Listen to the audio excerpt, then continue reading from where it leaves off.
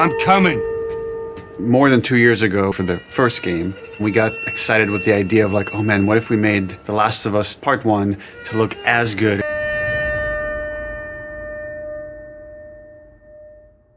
The original... The tech of the PS5, it's like an open, the 4K, HDR, improved haptics, 60 frames, reimagine The Last of Us.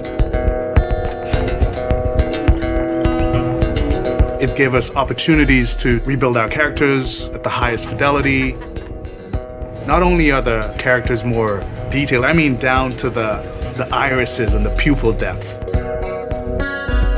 Aside from that, the facial animation, reactions, glances, glares, right? Like you get all of it.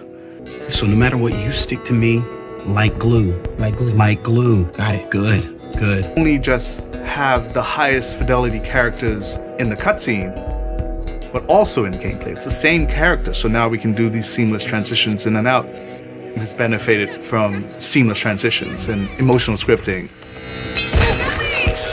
Pretty good, huh? Our stories happen in gameplay, on a stick. She knew my mom. I'll keep you constantly in this world. Riley, come here. Now you got this, go.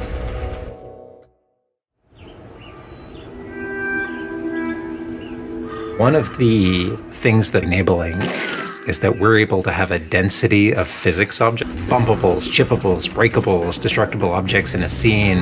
Just makes the world feel rich, makes it feel lived in. Materials can have the properties that you'd expect. The turret truck, when it's firing at you and it's just sending objects flying left and right. That it invokes. And it's giving us some play with.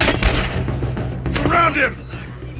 Our AI tech has just increased incredibly, and it has sophisticated systems for things like of how these NPCs perceive and understand what the player is much more sophisticated.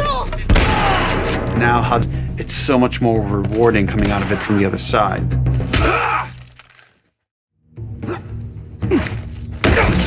Get out! One of the other big AI improvements is the buddies. The buddies technology that we developed for The Last of Us Part 2 can see their exposure. We not only have exposure, we have future exposure. Seconds, that corner is going to be exposed. So I'd better move now. This really lets the buddies make very complex decisions and maintain that more believably. Another tries to match the desired movement to a bucket of hundreds of animations that fits the path of where the character is going to go. And this motion model just gives this really seamless sense of transition. The player's movement is just a lot cleaner space. First, we just had to, and then beyond that, we wanted to add several features that fans have been asking for. For example, we now have a permadeath mode. Along that, we've added a brand new speedrun mode, so players can time themselves. There's a whole community of gamers that just through this game. Beyond that, we added a bunch more of unlockables. So there's all these different outfits for Ellie and Joel that people can unlock. A model viewer mode, so people can really appreciate the details. We added features. Every single accessibility option that we offer. As she surveys the apartment, her eyes wander to Joel. She steps past the couch. He wears the wristwatch Sarah gifted him, which now has a cracked face. To my knowledge, this is the first PlayStation game that has... Now it's nighttime. Joel stirs in his sleep. And that's reality on this game.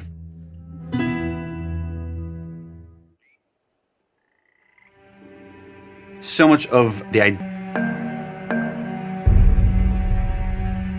We revamped, everything from these expansive vistas that not only the rooftops overlooking the Capitol building, for example, like just the breath of fresh air when you go up there and you feel that sort of release in tension.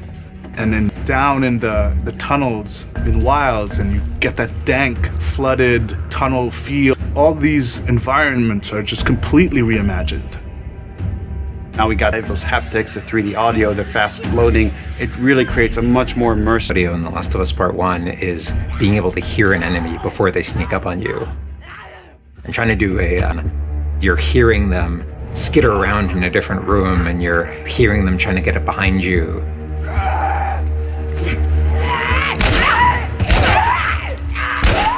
having that two-part reaction of like, it just really heightens that sense of just being grounded. You are in this character, you are in this world.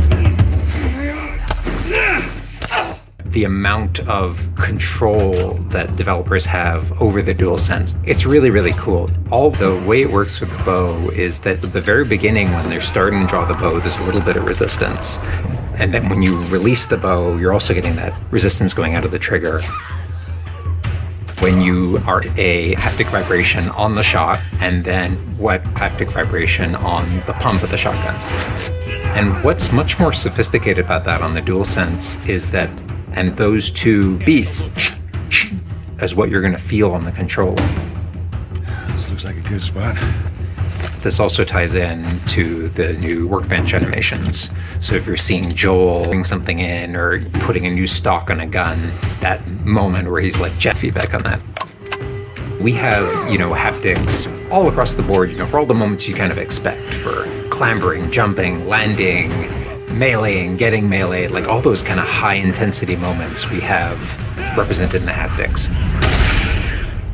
When Joel goes in to pet the giraffe, getting that little light touch on the haptics as he's petting the giraffe. To me, that's the essence of The Last of Us. It's the high tension moments, it's the low tension moments, it's all of it feeling in as many ways as we can. And that's what the new technology on the